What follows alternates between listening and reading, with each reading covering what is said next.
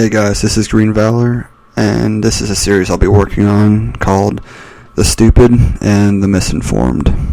So part 1 is going to be political views, and I'm going to cover everything from Joseph Stalin to Donald Trump. The first thing I want to get out of the way is this crazy idea that it's us versus them when it comes to politics. That is simply not the case. The left and right wing are both radically different, and for good reason.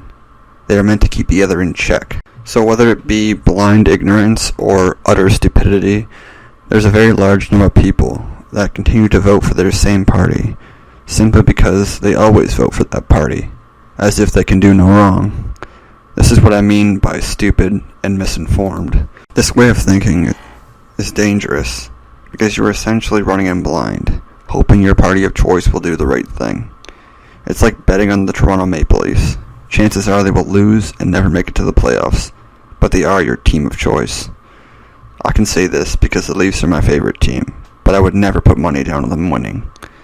This way of thinking can be explained by being incredibly stupid or willfully misinformed. So I encourage everyone to look into not only the policies of their party, but also that of their representative before casting their vote. Because if you don't, you may be voting in the next Adolf Hitler or the next Joseph Stalin.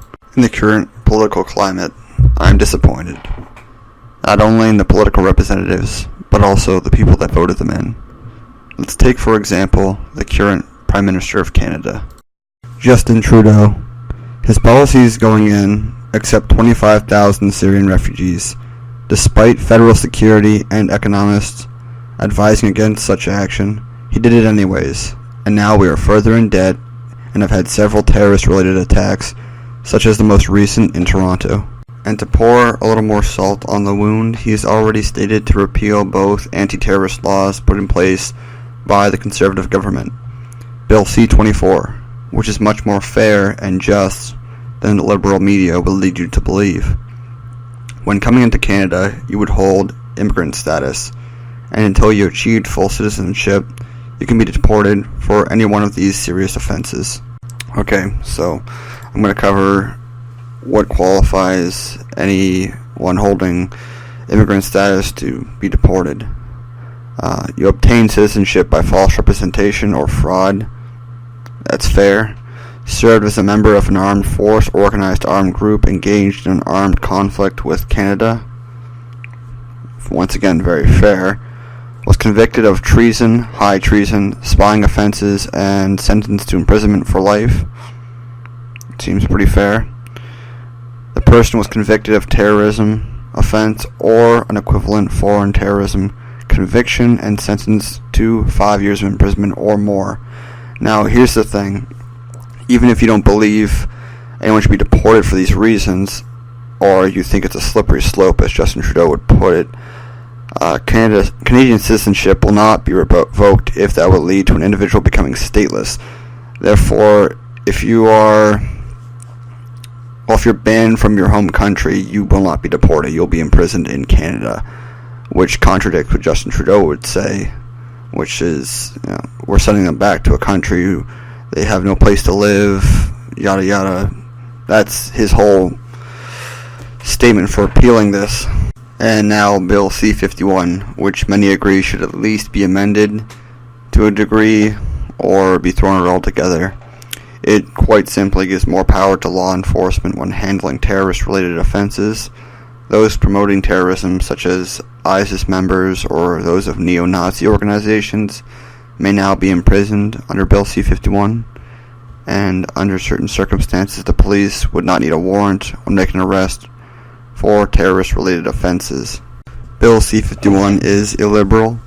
As a libertarian, I would of course naturally be opposed to the bill. However, in the present climate where terrorist-related activity is rampant and you would need to be willfully ignoring reality to say otherwise, I believe it would be fair if the Liberals simply amended it instead of throwing the bill out entirely.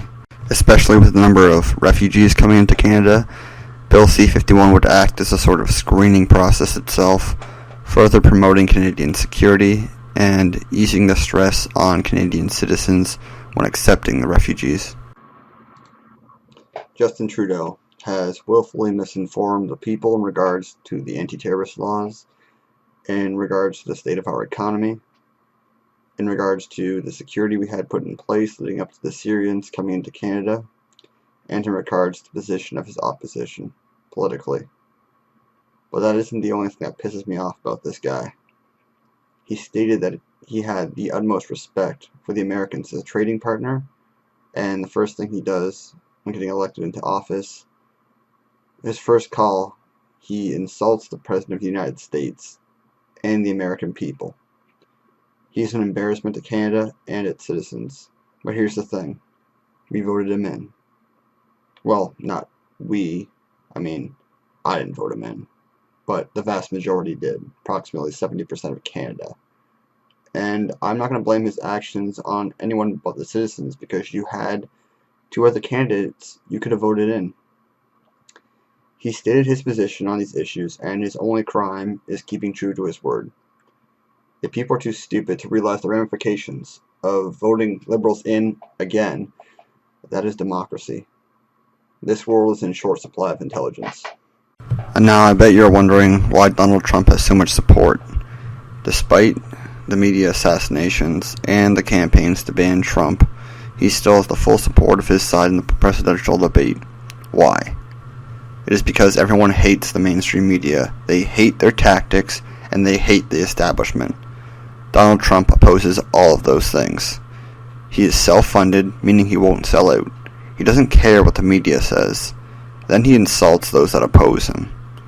On top of that, he is like something out of a comic book. The man is untouchable. And then there's Hillary Clinton. She is funded by big corporations like Goldman Sachs. She lies more often than my ex-girlfriend. She's flip-flopped on almost everything she has ever said. She represents the establishment, complies with the media, and has an evil laugh that is only rivaled by the Joker himself. Who else was at your home? Were you alone? I was alone, yes. The whole night? Well, yes, the whole night. Well, I don't know why that's funny. I mean, did you have any in-person briefings? I don't find it funny at all. That is fucking horrifying. Then we have Bernie Sanders. Hates the establishment, hates the mainstream media, loved by the left, and old as shit. He is objectively the best candidate for presidency, and it's a shame he doesn't have the support he deserves. This is where I'm going to wrap up the first video. It's starting to drag on a bit, and I've already sunk enough hours into editing. I just want to touch base with some of the basics when it comes to politics, some of the tactics that have been used, and what it really means to make your vote count. People often say it doesn't matter who you vote for as long as you get up to the polls, but it definitely matters. I wanted to show that people can be both stupid and misinformed when it comes to politics. In conclusion, I would say the mainstream media outlets have a pretty large part to play in this, but they can't be blamed for everything. I heavily encourage people to research their positions, their ideological and political views, and take everything you hear with a grain of salt. There is no such thing as an incorruptible system, and nothing is too big to fail, especially government.